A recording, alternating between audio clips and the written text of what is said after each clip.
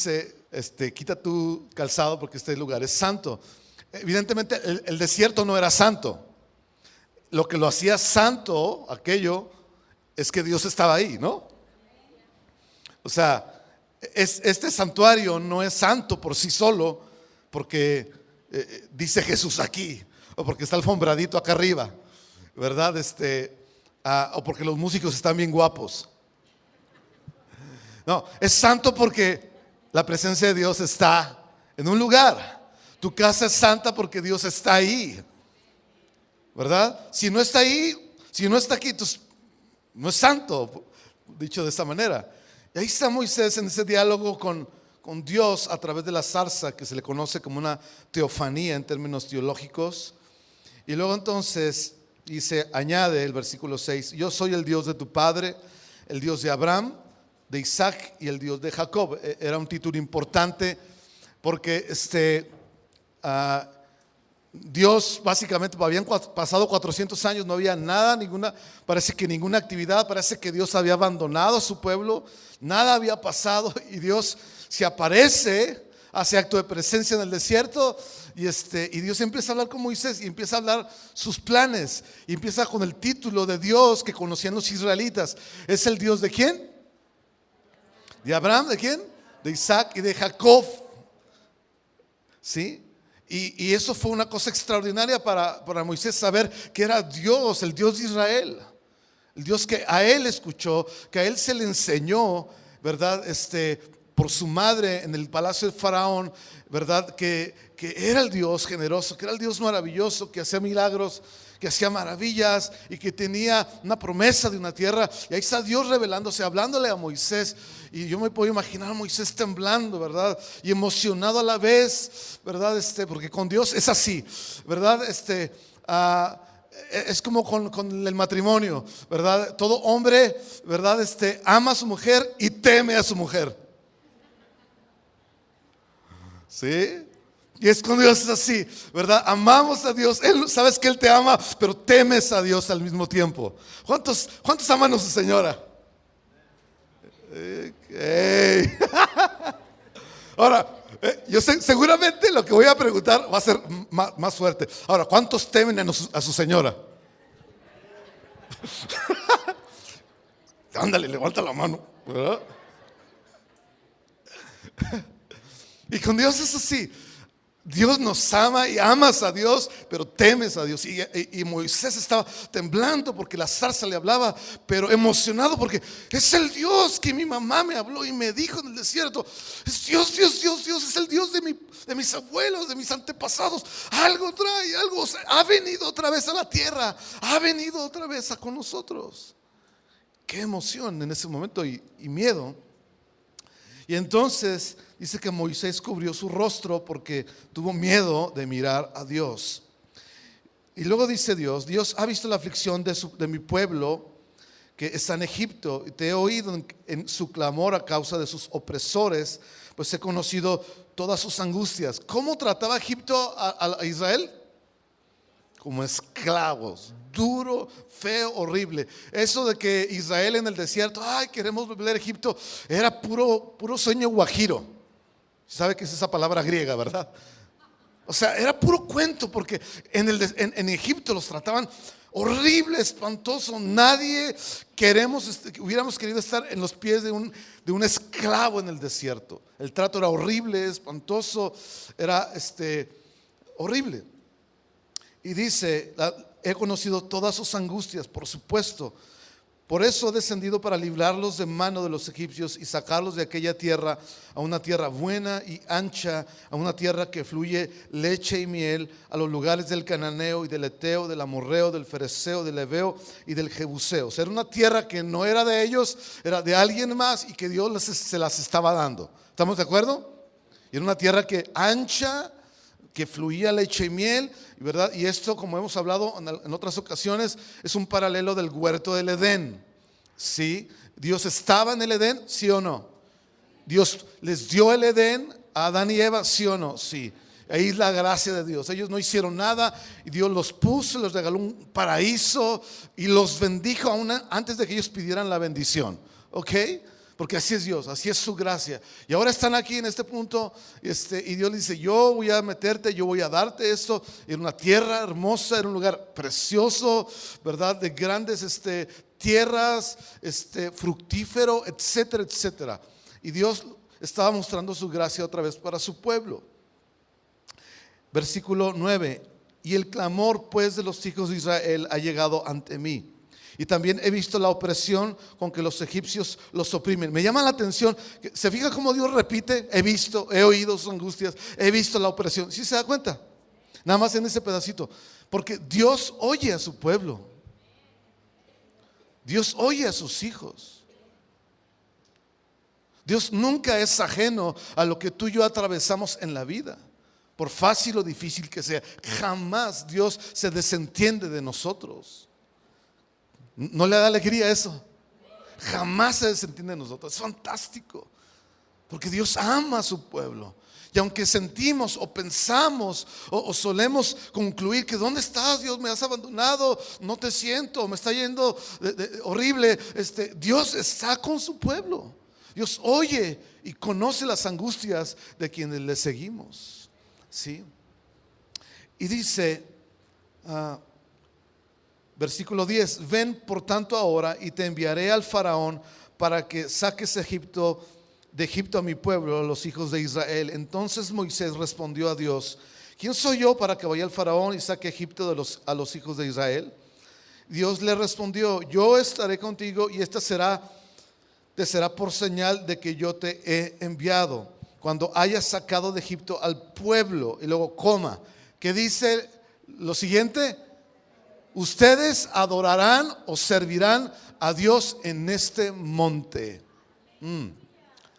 Ok, no me quiten del versículo, déjenlo ahí. ¿Y cuál versión es esa? ¿La NBI? Latinoamericana. Bueno, es correcto lo que está traducido, porque la palabra servirán o servir realmente es adorarán a Dios en este monte. Y es importante para nosotros entenderlo, porque este es el objetivo y el motivo y la razón y el propósito por lo cual Dios había liberado a su pueblo. Iban a ser liberados, ¿para qué? Para que adoraran, sirvieran a Dios en ese monte, ¿sí?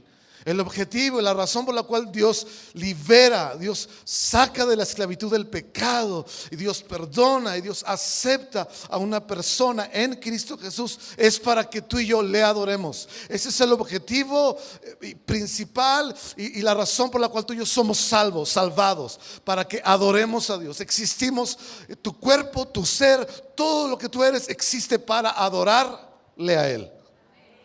De hecho, eso dice el credo antiguo, el credo niceno, que dice que el propósito final de todo ser humano es que disfrutemos a Dios y glorifiquemos a Dios para siempre. Ese es el objetivo por el cual tú y yo respiramos y vivimos, ¿sí? Cualquier otra cosa está desviado, porque todo se conecta a eso siempre, siempre, siempre. Si lavo trastes es para adorar y glorificar a Dios. Si voy a hacer negocios, voy a hacerlos con integridad, porque quiero glorificar a Dios. Para eso existo. Y no voy a hacer tranzas. Y no voy a decir mentiras, porque existo, mi cuerpo, mi dinero existe para honrar y glorificar a Dios. Adorarle. Es decir, se trata nuestra vida de adoración. Todo nuestro ser se trata de adoración a Dios y de nuestra conexión con Él. Sí. Y es importante, repito, entender, adorar y servir, porque para nosotros, los que ya asistimos a una iglesia desde hace rato, servir a Dios, ¿a qué te suena? Luego.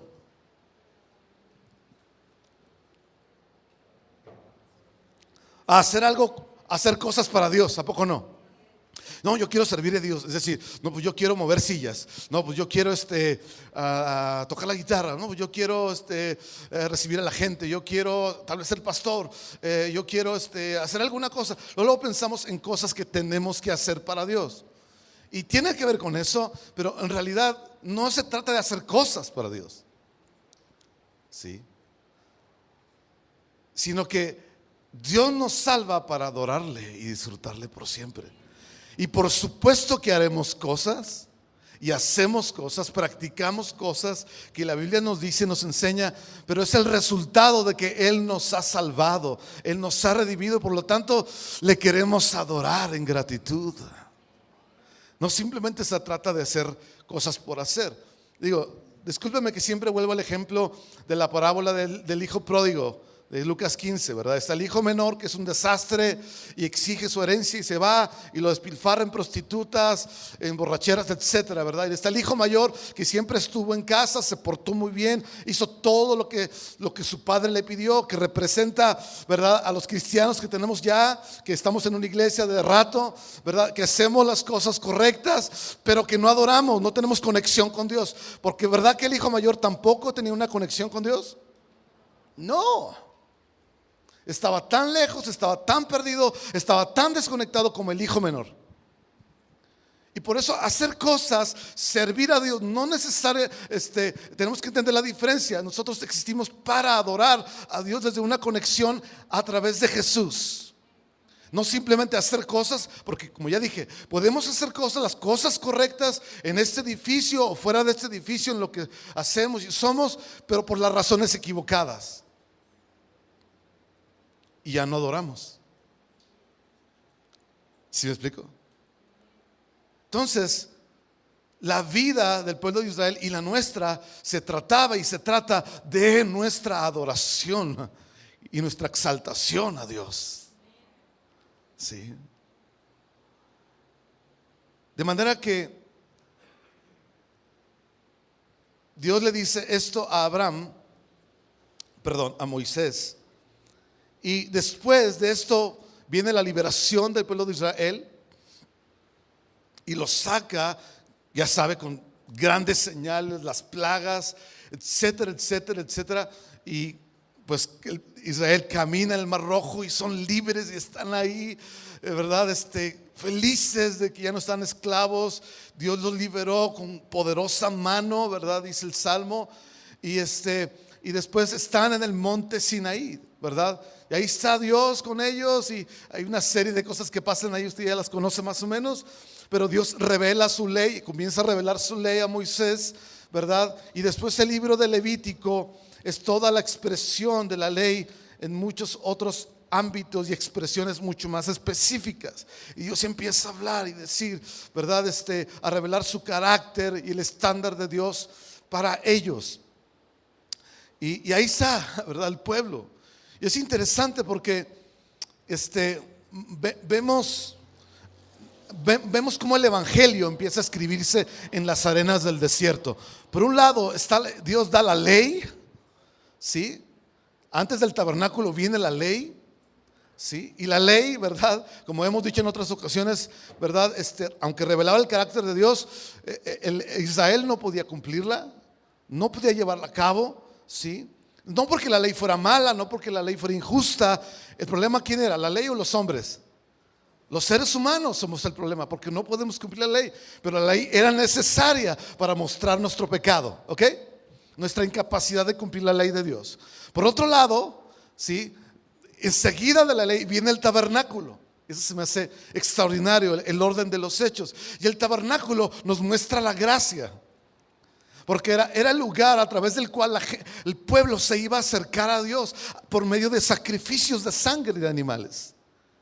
Es decir, los judíos iban a darse cuenta de su incapacidad de cumplir la ley como Dios esperaba que se cumpliera, ¿verdad? Y se iban a dar cuenta de su pecado y que iban a fallar, pero les ofrece la gracia para que puedan estar reconciliados con Dios, en paz con Dios, a través de sacrificios que se efectuaban en el tabernáculo de reunión, ¿sí? Entonces vemos en el desierto que el evangelio está escribiéndose, la ley por un lado y por otro lado la gracia de que puedes acercarte a mí de alguna manera, porque Dios estaba volviendo a la tierra. Dios se había divorciado de los seres humanos en el huerto del Edén por el pecado, y Dios está aquí anunciando: estoy regresando, muchachos. Aquí estoy de nuevo. Y como Dios es un Dios que ama a su pueblo, no puedes amar a las personas de lejos. ¿Estás de acuerdo? Amor de lejos, amor que no sirve. Amor que no funciona. ¿Sí? De tal manera que Dios tenía que venir a la tierra. ¿Sí? Porque Dios es un Dios cercano, un Dios que ama. Y solamente puedes amar cerca de las personas. Y Dios está hablando a Moisés. Y Dios se revela a Moisés a través de esta zarza. Pero Él venía a través de un tabernáculo a expresarse, a manifestarse. ¿Sí? Para que el pueblo tuviera conexión, contacto con Dios. Wow. Dios, escúchame, Dios es un Dios cercano a su pueblo, a su gente. ¿Sí? Y cuando Él ama, ama de cerquita. Está de nuestro lado siempre, a cada instante, a cada momento. Hola, ¿no le da gusto eso? Sí. Ahora, ¿por qué es importante? Porque mira, ninguna religión, ninguna filosofía humana de este planeta, su Dios o su deidad está cerca a ellos, es cercano a ellos. ¿Sí? Para nada. ¿Sí? Nunca escucharás que Alá está cerquita de mí y me escucha. No, eso no existe. ¿Sí? Nunca escucharás que el gordito de Buda, ¿verdad? Él solamente concede deseos, pero cerquita de mí, cercano a mí, jamás. Escucharás que santos y vírgenes, ¿verdad?, te conceden alguna cosa que tú quieras pedirle, pero que está cerca de ti, que te rodea y te canta cánticos, ¿verdad? Y te rodea de su amor y su amor está dentro de ti. Jamás, nunca. Solo el cristianismo bíblico, solo el Dios bíblico está cerca a aquellos que le siguen y le aman. Y eso es grandioso. Sí. Por eso decía, como decía hace rato, esta ciudad necesita conocer este amor, este Dios que está cerca a ti. Que aunque a veces no vas a sentirlo, pero eso no quita la realidad que Él está cercano a nosotros y que nos ama. Amén. Sí. A veces no puedo percibir su aliento, pero yo sé que Él está cerca de nosotros. Amén. Y entonces el pueblo podía acercarse y era un anuncio de lo que Cristo iba a hacer, de la gracia que Cristo iba a darle a los seres humanos para acercarse a Dios, pero ahora de una manera completamente distinta. Iba a acercarse, dice Hebreos capítulo 4, ¿cómo? Confiadamente ante el trono de la gracia. Es decir, la palabra confiado significa completamente libre. No hay obstáculos, no hay barreras, no hay malas caras, no hay nada, no hay ninguna barrera o división. Ahora es libre, confiado de acercarte a Dios, el trono de la gracia. Sí. Y era un anuncio de aquello que era extraordinario.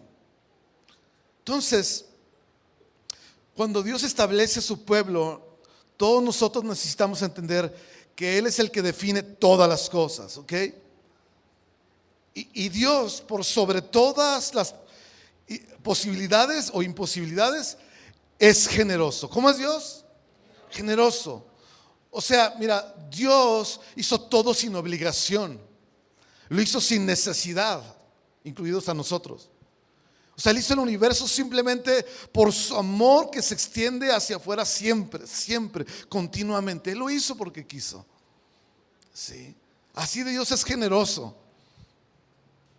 Dice otro de los pasajes de la Escritura que su misericordia es nueva. ¿Cuándo? Cada día, cada mañana. Wow, o sea, Dios es generoso de maneras que nosotros no entendemos. Y tú vas a ver que el sol sale cada mañana. Su misericordia está ahí cada mañana. Y es nueva. ¿Cómo es? Es nueva. Es como el maná. ¿Cómo era el maná? Nuevo cada día. La carne estaba fresca. Ninguna carnicería le podía hacer competencia. La carne estaba fresca, nueva, saludable, rica, sabrosa. Y así es la misericordia. Por eso nosotros necesitamos salir cada día, ir por nuestra porción del amor, de la fidelidad y de las promesas de Dios para nosotros. Y comer y saborear y deleitarte en eso. Sí, porque si no nos morimos de hambre. Algunos están hambrientos aquí. Y no por el menudo de más al rato, sino porque no salen en la mañana a disfrutar, comer, saborear, alimentar su corazón, su ser, sus emociones, su espíritu de la bondad, del amor de Dios. Hay algunos anémicos aquí. Sabes, mi alimento de niño era Chabelo, ¿verdad, Edgar? ¿Te acuerdas? 3 horas, 4 horas de Chabelo. Y era padre. Pero nosotros necesitamos levantarnos y salir a comer cada mañana. Esa gracia, ese amor sobre nosotros. Porque así es la bondad de Dios, así es su generosidad. Y en tantas parábolas del Nuevo Testamento vemos esto, especialmente la parábola del hijo pródigo, porque en una conversación que alguien platica entre un judío y otra persona, hablando acerca de un padre en relación con su hijo, con un hijo rebelde, le pregunta el judío a la otra persona acerca de la parábola del hijo pródigo. Y la otra persona le contesta y dice, mira, dice, ese hijo pródigo venía al padre como un acto de autopreservación. Él dijo, o sea, el hijo pródigo se dijo a sí mismo, me va mejor como empleado en la casa de mi padre que vivir acá afuera donde estoy. ¿Sí? Mejor regreso con mi papá, que me dé un trabajito, un pan duro, y ahí me la llevo, ¿verdad? Venía en un acto de autopreservación. O sea, la historia del hijo pródigo, mis hermanos, no es una historia de arrepentimiento. Es una historia de generosidad y de un perdón incondicional. Así es Dios. A veces le damos tanto énfasis al hijo pródigo, ¿verdad? Y pobrecito, y se arrepintió. Pero es una historia de este amor extravagante que no tiene límites. Sí. Y la historia del hijo pródigo no es acerca del hijo pródigo, es acerca del padre, ¿verdad? Y esta bondad extraordinaria que él derramó. Y qué manera de amar, ¿no? Así es Dios en su naturaleza esencial. Él ama, como cantamos hace un momento, Dios es amor. Sí. Y cuando Él nos hizo a nosotros, ¿sí? Nos hizo de acuerdo a su naturaleza, ¿ok? ¿Sí? Y cuando Él toma a su pueblo, como estamos leyendo, Él los lleva y les dice que Él los ha tomado para que sean su pueblo y los ha rescatado de con toda clase de señales para que ellos estén conectados con este Dios que es así de generoso, conectados con Él. ¿Sí? Como ya vimos. Ahora, si me acompaña rápido para enfatizar un poquito más, capítulo 35 de Éxodo. No, creo que ya me perdí. Bueno, pero habla acerca de cómo Dios, ¿sí?, los había traído a Él. Porque Dios quería que su pueblo estuviera conectado con Él. Recuerde, Dios estaba viniendo otra vez a la tierra. ¿Para qué? Para hacer y que el hombre viviera como fue al principio, en conexión con Dios, en profunda conexión con Dios. ¿Sí? ¿Sabe? Cuando pienses en cómo es Dios, piensa siempre en el papá del hijo pródigo, porque esta es la parábola de las parábolas, se dice por ahí. ¿Sí? Que Dios dio a Jesús para que Dios, el Padre dio a Jesús para que vean cómo es Dios. Y ahí está Dios representado de una manera extraordinaria. Entonces, cuando Dios instala a su pueblo en el desierto, lo primero que hace Dios cuando ya los saca de la esclavitud de Egipto es establecer adoración, como dijimos. Sí, los saqué para que me adoren en este monte, ¿ok? De hecho, eso es interesante, el monte. Yo no sé si el Edén estaba en un monte, no lo sé, ahorita no recuerdo, pero Dios los lleva al monte Sinaí, ¿cierto? Y ahí está Dios manifestándose. Y luego hay otro monte importante en la Biblia. ¿Cuál es? ¿El monte de qué? El monte de Sión, que es donde David estableció la ciudad de David, sí, en el monte Sión, que es la ciudad de Jerusalén ahora. Estaba en un monte. ¿Dónde Jesús fue crucificado? En un monte, ¿no? ¿Qué dice la Biblia? ¿Qué dice Apocalipsis? Que el cielo, ¿cómo es llamado en Apocalipsis? La nueva Jerusalén, el monte de Dios. Es interesante, pero no hay tiempo para hablar al respecto. Pero Dios sacó a su pueblo y los establecía para adorarle, ¿sí? Y están ahí todos alrededor del monte Sinaí y Dios les da las instrucciones más específicas y se construye el tabernáculo a partir del capítulo 35. Y Dios luego les da el libro de Levítico, que es donde están todas las normas de cómo ellos iban a vivir, ¿verdad?, en torno a Dios, cómo ellos van a vivir una vida de adoración a Dios, de honor a Dios. Y ahí se describe cómo eso iba a suceder. Y todo eso, escúcheme bien, tenía que ver con dádivas y sacrificios, todo eso.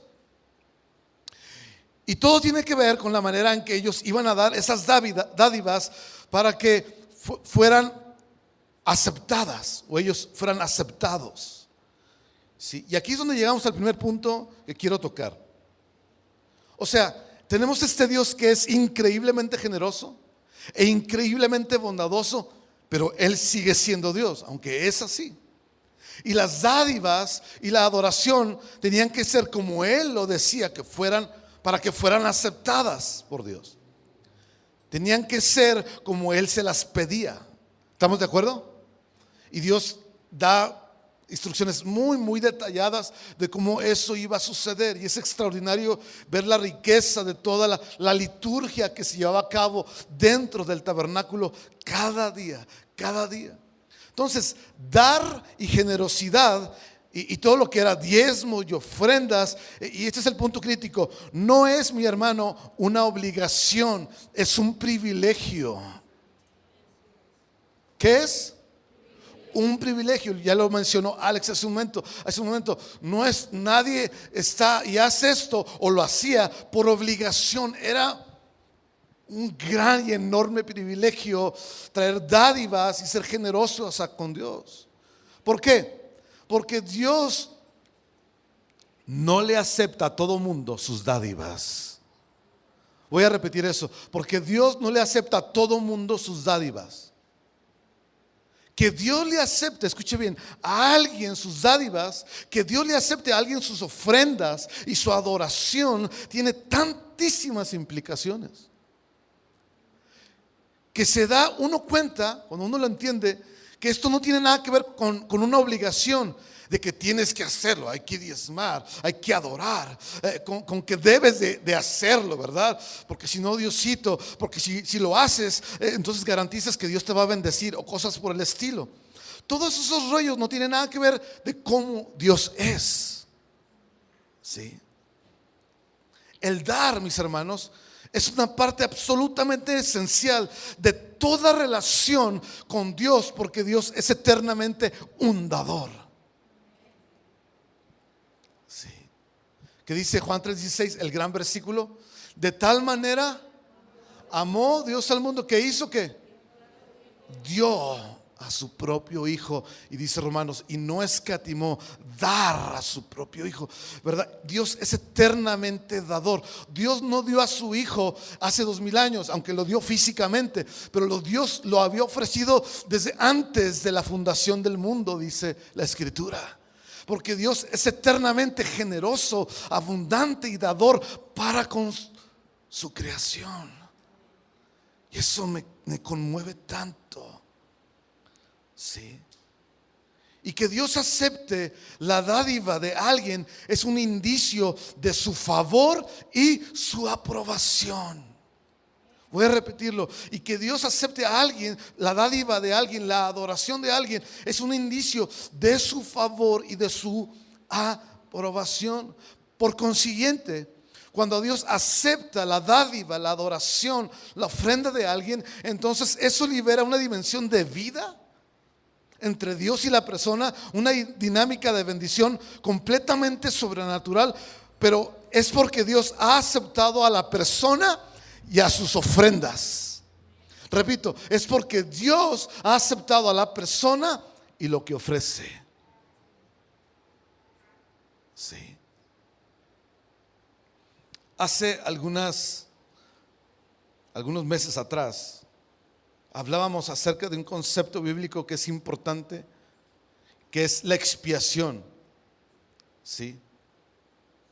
Y la expiación en un concepto, para que todo el mundo lo entendemos, es la consecuencia de nuestro pecado, es el justo juicio de Dios, es el justo juicio que Dios ejecutará sobre el pecador. ¿Sobre quién?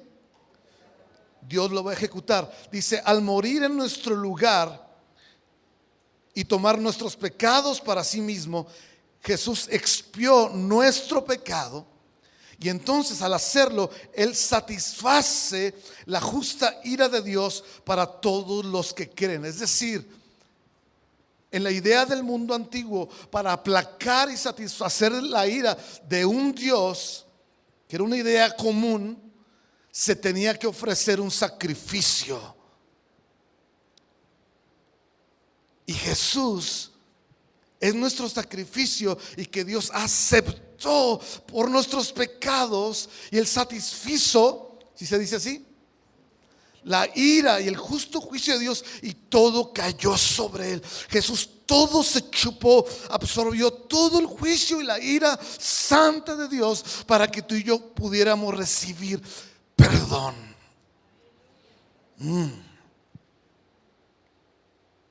De manera que para que Dios acepte la dádiva de alguien, es porque está mostrando su aprobación y su aceptación de maneras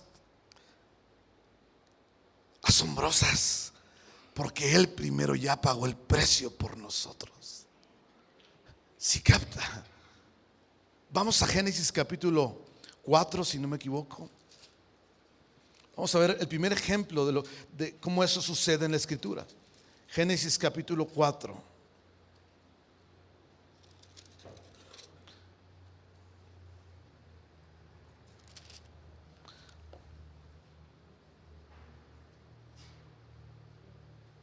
Dice el versículo 3: pasado un tiempo, Caín trajo el fruto de la tierra una ofrenda a Jehová. Y Abel trajo también de los primogénitos de sus ovejas y de la grasa de ellas. Y miró Jehová con agrado a Abel y a su ofrenda, pero no miró con agrado a Caín ni a su ofrenda, por lo cual Caín se enojó en gran manera y decayó su semblante. Wow. Escucha bien. Dios no acepta todas las ofrendas. ¿Ya lo vio? Dios no acepta todas las dádivas. Uno no les, escuche bien, esto es importante por nuestra cultura de la cual venimos religiosa. Uno no le está haciendo un favor a Dios cuando uno ofrece algo a Dios, ni está cumpliendo con Dios cuando uno le trae una dádiva al Señor. Porque en nuestra cultura católica, ¿verdad que eso es? Yo le estoy haciendo un favorcito a Dios para que Él haga algo por mí, ¿verdad? Sí, Diosito, yo hago esto, yo hago aquello, ¿verdad? Y para que tú me ayudes y me hagas el milagrito. Y por eso, pues, ya sabes, reliquias y un montón de cosas que se hacen, ¿verdad? Pero vemos que Dios no acepta todas las ofrendas. El que Dios las acepte, escucha bien, es la prerrogativa del gobernante saber si acepta o no el regalo de alguien. ¿De quién es la decisión? Del gobernante. Porque aceptar un regalo de un súbdito es mostrarle a ese súbdito favor y aceptación. Y aquí vemos que Dios acepta la ofrenda de Abel y no acepta la ofrenda de Caín.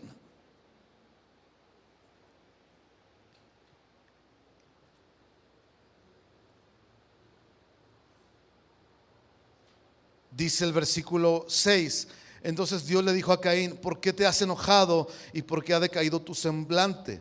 Si hicieras lo bueno no serías enaltecido, pero si no lo haces, el pecado está a la puerta, acechando, con todo tú lo dominarás. Sí. O sea, el problema, escuche bien, el problema era que Dios no aceptaba a Caín ni a su ofrenda. Ahora, esto es importante, escúcheme bien, porque la ofrenda siempre va a ser un reflejo de lo que está en tu corazón. Voy a repetirlo. Porque Dios no aceptó a Caín ni a su ofrenda, porque la ofrenda, la adoración, las dádivas siempre van a ser un reflejo de lo que está en tu corazón. Jesús lo dijo en las siguientes palabras: donde está tu tesoro, está tu corazón. Hay una conexión entre lo que ofreces y lo que está dentro de ti, lo que tú eres realmente. O sea, alguien dijo lo siguiente: los bienes, el dinero, los bienes nuestros son un mapa de a dónde va o dónde está tu corazón. Yo puedo saber en dónde está tu corazón o a dónde va. ¿Cómo? A través de lo que tú le ofreces o le das a Dios.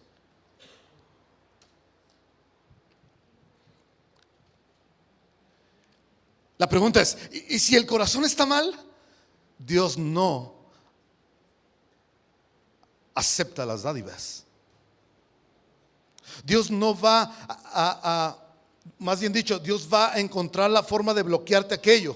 ¿Por qué? Porque no va a mostrar su aceptación a menos que verdaderamente Él te acepte primero.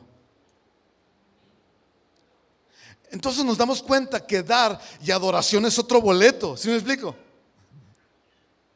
No se trata simplemente de cantar algunas canciones y nos emocionamos con eso. No se trata de simplemente yo traigo algo y lo ofrezco y lo doy ¿verdad? A Dios o a la congregación. Piense, por ejemplo, Abraham, con todo lo que él había vivido, la prosperidad de Abraham, de esta persona, no vino por causa del diezmo. No, o sea, Abraham no diezmaba. Pero el día que él vio a un representante de Dios, el día que él vio a un sacerdote de Dios que se llamó Melquisedec, ¿sí? Su primer instinto fue ir y darle y llevarle una ofrenda, llevarle los diezmos. Es muy interesante. Él ya era rico. Es decir, él va y da sus ofrendas al sacerdote. No iba a recibir nada. No había promesas de que te voy a prosperar, ¿verdad? Él ya era próspero o que vas a recibir esto o aquello. Él ya había tenido la victoria. De hecho, traía el botín, ¿sí? Con él. Pero la primera reacción de Abraham al ver al sacerdote de Dios fue esta: aquí puede haber una conexión con Dios. Y lo primero que hizo fue dar algo, ofrecerle algo al sacerdote, al representante de Dios. ¿Por qué? Porque dádivas están totalmente conectadas a tu conexión con Dios. No es que la dádiva te compre tu conexión con Dios, claro que no, si no sería por obras. Pero la dádiva es un reflejo de si hay una conexión o no con Dios en tu vida. Se me quedaron muy serios. ¿Qué son las dádivas? Un reflejo de si tienes o no una conexión con Dios. Sí.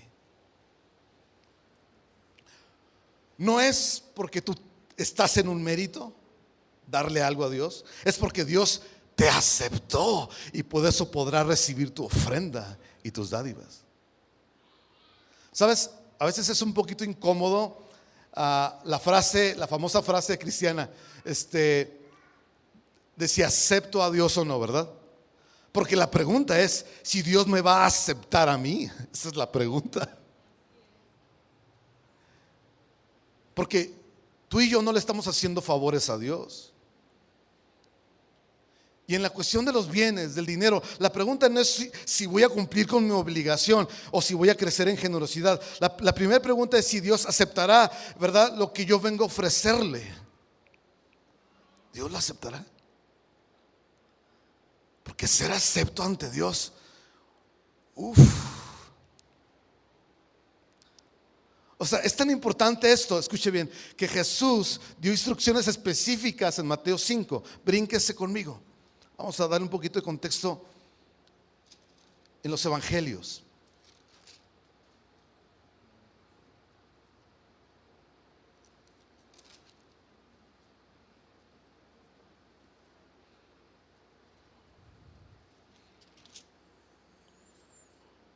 Dice el versículo 23. Dice, por tanto, dice Jesús, si traes, ¿qué cosa? Tu ofrenda al altar, y ahí te acuerdas de que tu hermano tiene algo contra ti. ¿Qué dice que hagas? Deja allí tu ofrenda, o sea, no la lleves, no la ofrezcas todavía. Déjala allí delante del altar y ve y reconcíliate primero con tu hermano, y entonces vuelve y entonces sí, preséntale y ofrece tu ofrenda. Wow. ¿Sí?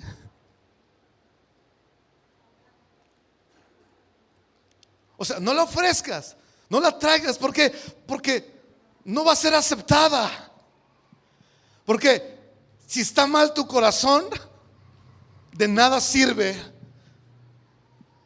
mi dádiva, mi adoración. Hola. Porque la ofrenda está ligada a tu corazón. Repito, y si tienes una ofrenda la cual daría una apariencia de piedad o de ser espiritual, pero el corazón está fuera de orden, ¿sí? La ofrenda no es aceptada.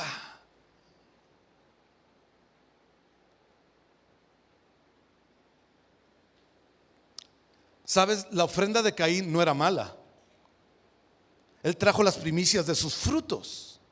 Él era un agricultor, pero su corazón y su vida no concordaban. Y Dios no lo aceptó. O sea, la ofrenda, la dádiva principal es nuestra vida, queridos. El dinero o los bienes solo son un reflejo de aquello, nada más. ¿Cuál es la ofrenda principal? Tu vida, mi vida.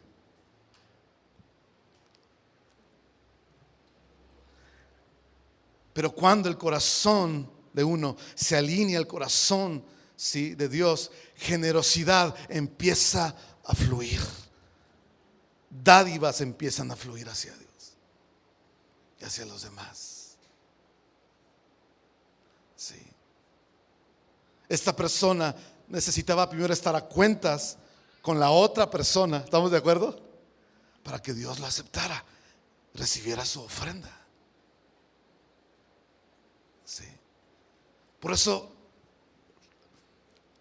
lo digo otra vez, ofrendas y adoración son otro boleto.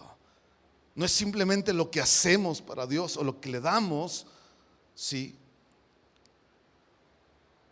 Tiene que ver con nuestro corazón, con nuestra vida, con nuestro interior, concordando con lo que le estamos dando a Dios.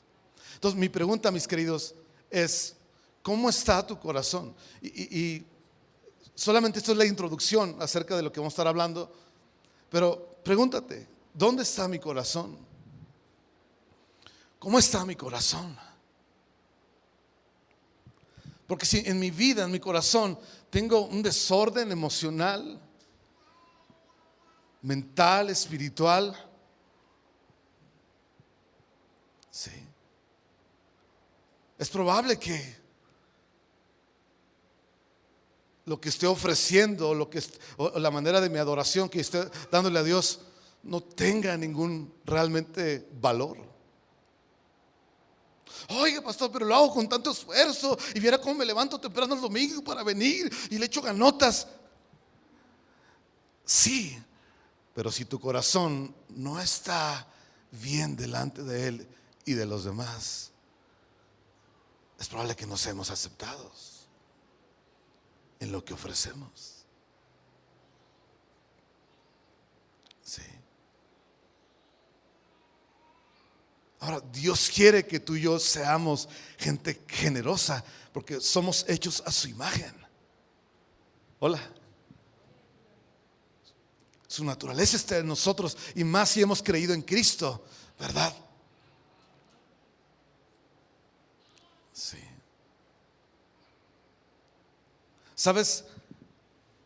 En Levíticos encontramos que las ofrendas, las dádivas, los diezmos, las ofrendas, todo eso no era simplemente para expiar o limpiar la culpa por los pecados personales o del pueblo.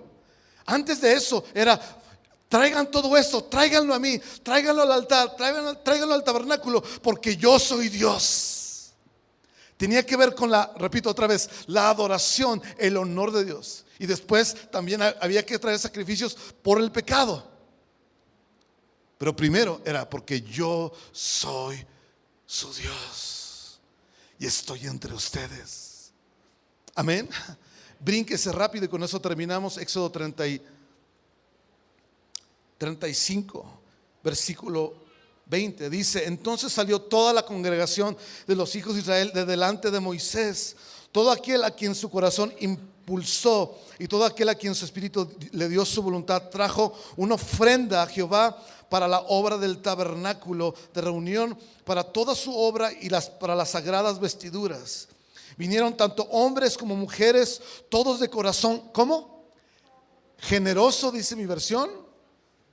Bueno, ahí dice otra cosa, pero dice, ya me perdí. Y trajeron cadenas, zarcillos, anillos, brazaletes y toda clase de joyas de oro. Todos presentaban una ofrenda de oro a Jehová. Todo hombre que tenía azul, púrpura, carmesí, lino fino, pelo de cabras, pieles de carneros teñidas de rojo o pieles de tejones lo traía. Todo el que ofrecía una ofrenda de plata o de bronce traía a Jehová la ofrenda, y todo el que tenía madera de acacia la traía para toda la obra del servicio. Así además todas las mujeres sabias de corazón hilaban con sus manos, etcétera, etcétera. Todo el pueblo estaba involucrado en dar. ¿De dónde cree que vino esa riqueza? ¿Alguien sabe? ¿Alguien tiene idea? Cuando Israel sale de Egipto, Dios les ordena: despojen a los egipcios de oro, de plata, de todas esas joyas. Y cuando Israel viene cruzando en el mar Rojo, venían a paso lento porque venían con toneladas de riqueza. ¿Quién se las había dado? Dios. ¿Para qué? ¿Para qué? Para que fuera ofrecida a Dios,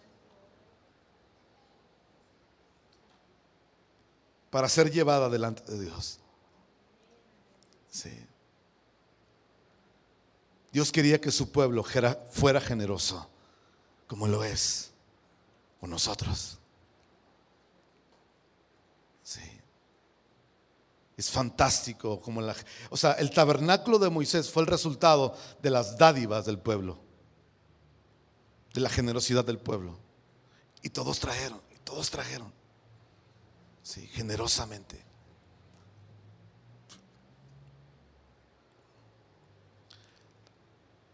Entonces, nosotros hemos sido aceptados por Dios en Cristo Jesús. ¿Están de acuerdo conmigo? ¿Están conmigo?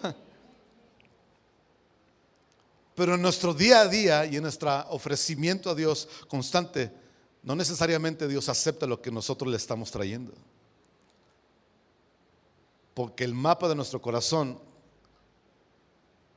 sí, que son los bienes, nuestro corazón no necesariamente está alineado al Señor. Por eso amargura, resentimiento, prejuicios, condenación, corajes, rechazos, pecado en sí no nos permite ofrecer libremente a Dios. ¿Cuántos se han sentido a veces que vienen a la congre y nomás no conectan con Dios? No conectan con la alabanza, no conectan con la prédica. ¿Cuántos se han sentido así, además de yo? Porque es probable, no estoy diciendo que es una regla o que siempre es así, pero es probable que probablemente nuestro corazón no está en orden. Con nuestra familia, con gente. Traemos conflictos. Traemos ahí cosas atravesadas. Y por más, con más buena onda que yo quiera venir, con más buena voluntad e intención de venir y cantar y alabar y conectarme con lo que está pasando, pues, me siento estorbado, me siento bloqueado, ¿verdad? Porque mi corazón no está alineado. Entonces la primera cosa que creo que Dios está llamándonos es alinear nuestros corazones, empezando con un servidor, porque yo quiero que lo que le ofrezca a Dios, Él lo reciba y Él lo acepte completamente. Amén. Usted, yo quiero estar conectado con Dios. Y no quiero sentirme desenchufado, desconectado. Yo quiero estar en comunión con Él. Porque Él ha venido a estar cercano a nosotros. Hola. Pero hay gracia. Hay gracia para nosotros. Si nuestro corazón está en desorden, nuestro interior no está en orden, nuestro corazón está mal, hay gracia de Dios para nosotros si nos arrepentimos. Amén. Si dejamos a un lado nuestros pecados en el área que sea, en el aspecto que sea, hay gracia de Dios para nosotros. Sí. Y es Dios mismo el que la ofrece para acercarnos de nuevo a Él, para que podamos adorarle a Él de nuevo, confiadamente, libremente, sin obstáculos. Amén.